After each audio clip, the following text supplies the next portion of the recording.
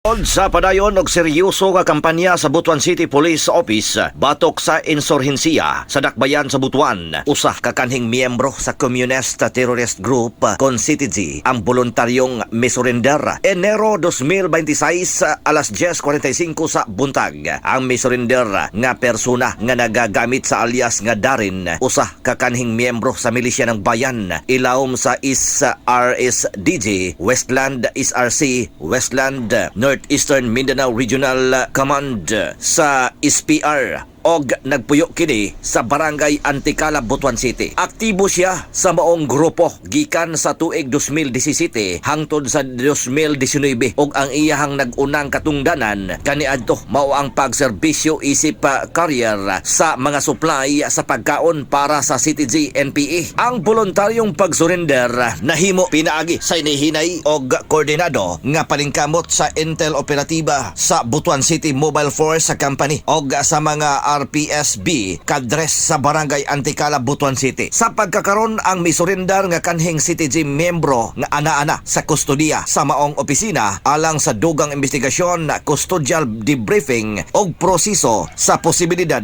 nga siya mamahimong kabahin sa Enhanced Comprehensive Local Integration Program kun ICLIP sa gobyerno. Mga katropa, lig-unon ta ang atong panglawas. Mag-inom sa makanunayon sa Zanton Plus Gold ug Zanton Vitamin C. Alang sa nagkahiusang Pilipino para sa Pilipinas, Junje Lebrias, XFM News.